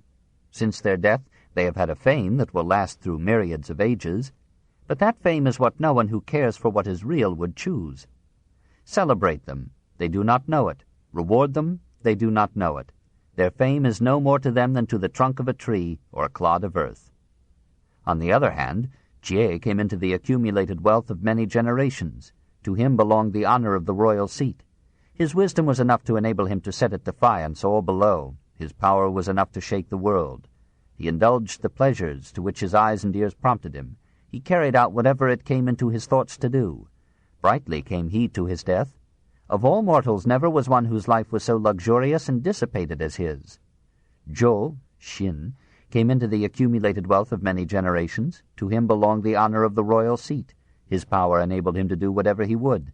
He indulged his feelings in all his palaces. He gave the reins to his lusts through the long night. He never made himself bitter by the thought of propriety and righteousness. Brightly came he to his destruction. Of all mortals never was one whose life was as abandoned as his. These two villains, during their lives, had the joy of gratifying their desires. Since their death, they have had the evil fame of folly and tyranny, but the reality of enjoyment is what no fame can give. Reproach them, they do not know it. Praise them, they do not know it. Their ill fame is no more to them than the trunk of a tree or a clod of earth. How different all this is from Confucius. Again, we suspect that Time, who is a reactionary, has preserved for us the most respectable of Chinese thinkers, and has swallowed nearly all the rest in the limbo of forgotten souls. And perhaps Time is right. Humanity itself could not long survive if many were of Yan Chu's mind. The only answer to him is that society cannot exist if the individual does not cooperate with his followers in the give and take, the bear and forbear, of moral restraints. And the developed individual cannot exist without society. Our life depends upon those very limitations that constrain us. Some historians have found in the spread of such egoist philosophies part cause of that disintegration which marked Chinese society in the 4th and 3rd centuries before Christ. No wonder that Mencius, the Dr. Johnson of his age, raised his voice in scandalized protest against the Epicureanism of Yang Chu, as well as against the idealism of Moti. The words of Yang Chu and Moti fill the world. If you listen to people's discourses about it, you will find that they have adopted the views of the one or the other. Now Yang's principle is, each for himself, which does not acknowledge the claims of the sovereign. Mo's principle is, to love all equally, which does not acknowledge the peculiar affection due to a father. To acknowledge neither king nor father is to be in the state of a beast. If their principles are not stopped and the principles of Confucius set forth, their perverse speaking will delude the people and stop up the path of benevolence and righteousness. I am alarmed by these things and address myself to the defense of the doctrines of the former sages and to oppose Yang and Mo. I drive away their licentious expressions, so that such perverse speakers may not be able to show themselves. When sages shall rise up again, they will not change my words. 3. Mencius, mentor of princes. A model mother, a philosopher among kings. Are men by nature good? Single tax, Mencius and the communists, the profit motive, the right of revolution. Mencius, destined to be second in fame to Confucius alone in the rich annals of Chinese philosophy, belonged to the ancient family of Mang. His name, Mang Ko, was changed by an imperial decree to Mang Tse, that is, Mang the master or philosopher, and the Latin-trained scholars of Europe transformed him into Mencius, as they had changed Kung Fu Tse into Confucius. We know the mother of Mencius almost as intimately as we know him, for Chinese historians, who have made her famous as a model of maternity, recount many pretty stories of her. Thrice, we are told, she changed her residence on his account, once because they lived near a cemetery and the boy began to behave like an undertaker, another time because they lived near a slaughterhouse and the boy imitated too well the cries of the slain animals, and again because they lived near a marketplace and the boy began to act the part of a tradesman. Finally, she found a home near a school and was satisfied. When the boy neglected his studies, she cut through in his presence the thread of her shuttle, and when he asked why she did so destructive a thing, she explained that she was but imitating his own negligence and the lack of continuity in his studies and his development. He became an assiduous student, married, resisted the temptation to divorce his wife, opened a school of philosophy, gathered a famous collection of students about him, and received invitations from various princes to come and discuss with them his theories of government.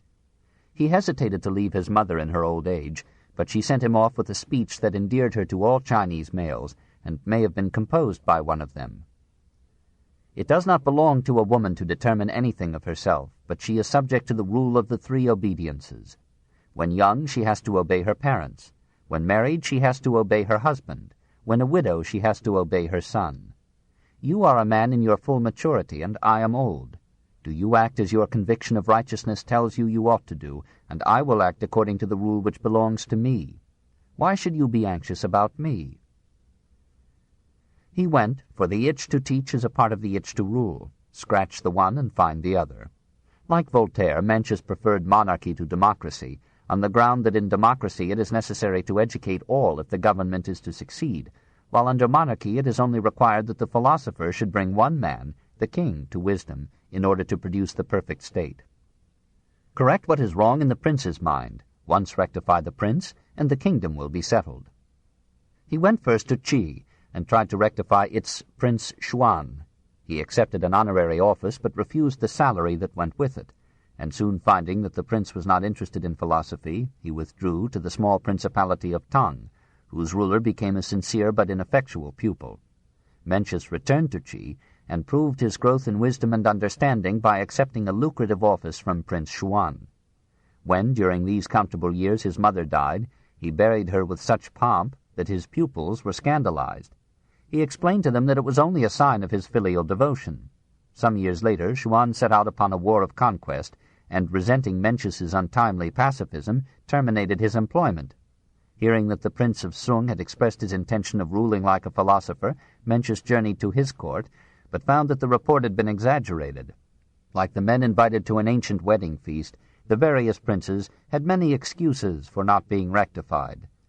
"I have an infirmity," one of them said. "I love valor." "I have an infirmity," said another. "I am fond of wealth." Mencius retired from public life, and gave his declining years to the instruction of students and the composition of a work in which he described his conversations with the royalty of his time. We cannot tell to what extent these should be classed with those of Walter Savage Landor, nor do we know whether this composition was the work of Mencius himself, or of his pupils, or of neither, or of both. We can only say that the Book of Mencius is one of the most highly honored of China's philosophical classics. His doctrine is as severely secular as that of Confucius. There is little here about logic, or epistemology, or metaphysics. The Confucians left such subtleties to the followers of Lao Tse, and confined themselves to moral and political speculation. What interests Mencius is the charting of the good life and the establishment of government by good men. His basic claim is that men are by nature good, and that the social problem arises not out of the nature of men, but out of the wickedness of governments. Hence philosophers must become kings, or the kings of this world must become philosophers. Now, if your majesty will institute a government whose action will be benevolent, this will cause all the officers in the kingdom to wish to stand in your majesty's court, and all the farmers to wish to plough in your majesty's fields, and all the merchants to wish to store their goods in your majesty's marketplaces, and all traveling strangers to wish to make their tours on your majesty's roads, and all throughout the kingdom who feel aggrieved by their rulers to wish to come and complain to your majesty. And when they are so bent, who will be able to keep them back?" The king said, "I am stupid, and not able to advance to this." The good ruler would war not against other countries, but against the common enemy, poverty, for it is out of poverty and ignorance that crime and disorder come. To punish men for crimes committed as the result of a lack of opportunities offered them for employment is a dastardly trap to set for the people. A government is responsible for the welfare of its people, and should regulate economic processes accordingly. It should tax chiefly the ground itself, rather than what is built or done on it. It should abolish all tariffs, and should develop universal and compulsory education as the soundest basis of a civilized development. Good laws are not equal to winning the people by good instruction. That whereby man differs from the lower animals is but small. Most people throw it away. Only superior men preserve it. We perceive how old are the political problems, attitudes, and solutions of our enlightened age when we learn that Mencius was rejected by the princes for his radicalism and was scorned for his conservatism by the socialists and communists of his time. When the shrike-tongued barbarian of the South, Shu Xing, raised the flag of the proletarian dictatorship, demanding that working men should be made the heads of the state, the magistrates, said Shu, should be laboring men, and many of the learned, then as now, flocked to the new standard, Mencius rejected the idea scornfully and argued that government should be in the hands of educated men. But he denounced the profit motive in human society and rebuked Sun Kang for proposing to win the kings to pacifism by persuading them, in modern style, of the unprofitableness of war. "Your aim is great, but your argument is not good. If you, starting from the point of profit, offer your persuasive counsels to the kings of Qin and Qi, and if those kings are pleased with the consideration of profit so as to stop the movements of their armies, then all belonging to those armies will rejoice in the cessation of war, and will find their pleasures in the pursuit of profit. Ministers will serve the sovereign for the profit of which they cherish the thought. Sons will serve their fathers, and younger brothers will serve their elder brothers from the same consideration. And the issue will be that, abandoning benevolence and righteousness, sovereign and minister, father and son, younger brother and elder, will carry on all their intercourse with this thought of profit cherished in their breasts. But never has there been such a state of society without ruin being the result of it. He recognized the right of revolution and preached it in the face of kings. He denounced war as a crime and shocked the hero-worshippers of his time by writing, "There are men who say, 'I am skillful at marshalling troops. I am skillful at conducting a battle.' They are great criminals." "There has never been a good war," he said. He condemned the luxury of the courts and sternly rebuked the king who fed his dogs and swine while famine was consuming his people. When a king argued that he could not prevent famine, Mencius told him that he should resign. The people, he taught, are the most important element in a nation. The sovereign is the lightest. And the people have the right to depose their rulers, even, now and then, to kill them. The King Xuan asked about the high ministers. Mencius answered, "If the princes have great faults, they ought to remonstrate with him, and if he do not listen to them after they have done so again and again, they ought to dethrone him."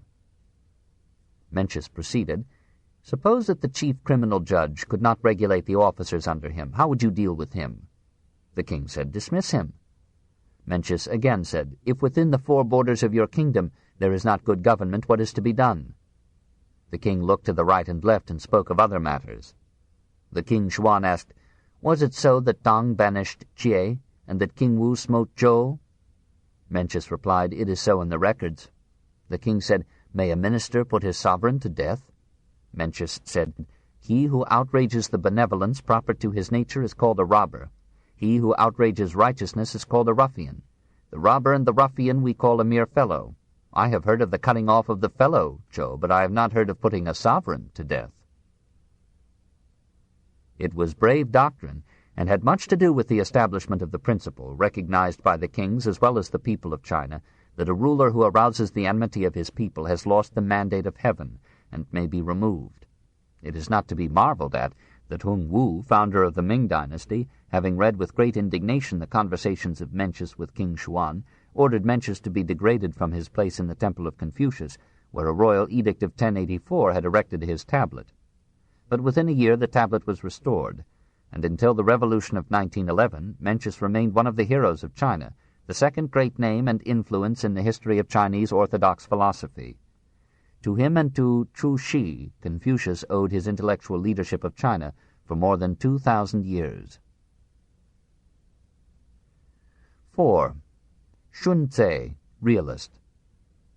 The evil nature of man, the necessity of law. There were many weaknesses in Mencius's philosophy, and his contemporaries exposed them with a fierce delight.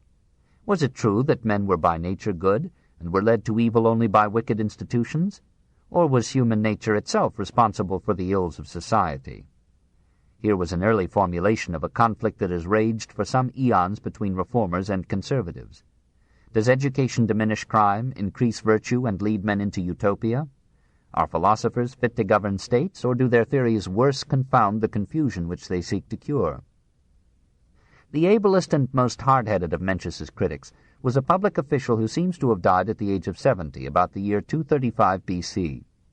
As Mencius had believed human nature to be good in all men, so Sun Tzu believed it to be bad in all men. Even Shun and Yao were savages at birth. Shun, in the fragment that remains of him, writes like another Hobbes. The nature of man is evil. The good which it shows is factitious. There belongs to it even at his birth the love of gain. And as actions are in accordance with this, contentions and robberies grow up, and self-denial and yielding to others are not to be found by nature. There belong to it envy and dislike, and as actions are in accordance with these, violence and injuries spring up, and self-devotedness and faith are not to be found. There belong to it the desires of the ears and the eyes, leading to the love of sounds and beauty, and as the actions are in accordance with these, lewdness and disorder spring up, and righteousness and propriety, with their various orderly displays, are not to be found. It thus appears that to follow man's nature and yield obedience to its feelings will assuredly conduct to contentions and robberies, to the violation of the duties belonging to everyone's lot, and the confounding of all distinctions, till the issue will be a state of savagery, and that there must be the influence of teachers and laws, and the guidance of propriety and righteousness, from which will spring self-denial, yielding to others, and an observance of the well-ordered regulations of conduct, till the issue will be a state of good government. The sage kings of antiquity, understanding that the nature of man was thus evil, set up the principles of righteousness and propriety, and framed laws and regulations to straighten and ornament the feelings of that nature and correct them, so that they might all go forth in the way of moral government and in agreement with reason. Sun Tse concluded, like Turgenev, that nature is not a temple but a workshop. She provides the raw material, but intelligence must do the rest. By proper training, he thought, these naturally evil men might be transformed even into saints, if that should be desirable. Being also a poet, he put Francis Bacon into doggerel. You glorify nature and meditate on her. Why not domesticate her and regulate her? You obey nature and sing her praise. Why not control her course and use it? You look upon the seasons with reverence and await them. Why not respond to them by seasonly activities? You depend on things and marvel at them. Why not unfold your own ability and transform them? 5. Chuang Tze, Idealist. The Return to Nature, Governmentless Society, The Way of Nature, The Limits of the Intellect, The Evolution of Man, The Button Molder, The Influence of Chinese Philosophy in Europe. The return to nature, however, could not be so readily discouraged. It found voice in this age as in every other, and by what might be called a natural accident, its exponent was the most eloquent writer of his time. Chuang Tze, loving nature as the only mistress who always welcomed him, whatever his infidelities or his age, poured into his philosophy the poetic sensitivity of a Rousseau, and yet sharpened it with the satiric wit of a Voltaire. Who could imagine Mencius so far forgetting himself as to describe a man as having a large goiter like an earthenware jar? Chuang belongs to literature as well as to philosophy. He was born in the province of Sung and held minor office for a time in the city of Qiyuan. He visited the same courts as Mencius, but neither in his extant writings mentions the other's name. Perhaps they loved each other like contemporaries. Story has it that he refused high office twice. When the Duke of Wei offered him the prime ministry, he dismissed the royal messengers with a curtness indicative of a writer's dreams. Go away quickly, and do not soil me with your presence. I had rather amuse and enjoy myself in a filthy ditch than be subject to the rules and restrictions in the court of a sovereign. While he was fishing, 2 great officers brought him a message from the king of Ku. I wish to trouble you with the charge of all my territories. Chuang tells us, answered without turning away from his fishing. I have heard that in Ku there is a spirit like tortoiseshell, the wearer of which died 3,000 years ago, and which the king keeps in his ancestral temple in a hamper covered with a cloth. Was it better for the tortoise to die and leave its shell to be thus honored, or would it have been better for it to live and keep on dragging its tail after it over the mud? The 2 officers said it would have been better for it to live and draw its tail after it over the mud. Go your ways, said Chuang. I will keep on dragging my tail after me through the mud. His respect for governments equaled that of his spiritual ancestor, Lao Tse. He took delight in pointing out how many qualities kings and governors shared with thieves. If by some negligence on his part a true philosopher should find himself in charge of a state, his proper course would be to do nothing, and allow men in freedom to build their own organs of self-government. I have heard of letting the world be, and exercising forbearance. I have not heard of governing the world. The Golden Age, which preceded the earliest kings, had no government, and Yao and Shun, instead of being so honored by China and Confucius, should be charged with having destroyed the primitive happiness of mankind by introducing government. In the age of perfect virtue, men lived in common with birds and beasts, and were on terms of equality with all creatures as forming one family. How could they know among themselves the distinctions of superior men and small men? The wise man, thinks Chuang, will take to his heels at the first sign of government, and will live as far as possible from both philosophers and kings. He will court the peace and silence of the woods. Here was a theme that 1,000 Chinese painters would seek to illustrate. And let his whole being, without any impediment of artifice or thought, follow the divine Tao. the law and flow of nature's inexplicable life. He would be sparing of words, for words mislead as often as they guide, and the Tao, the way and the essence of nature, can never be phrased in words or formed in thought. It can only be felt by the blood. He would reject the aid of machinery, preferring the older, more burdensome ways of simpler men. For machinery makes complexity, turbulence, and inequality, and no man can live among machines and achieve peace. He would avoid the ownership of property, and would find no use in his life for gold. Like Timon, he would let the gold lie hidden in the hills, and the pearls remain unsought in the deep. His distinction is in understanding that all things belong to the one treasury, and that death and life should be viewed in the same way, as harmonious measures in the rhythm of nature, waves of one sea. The center of Zhuang's thought, as of the thought of that half-legendary Lao Tse who seemed to him so much profounder than Confucius, was a mystic vision of an impersonal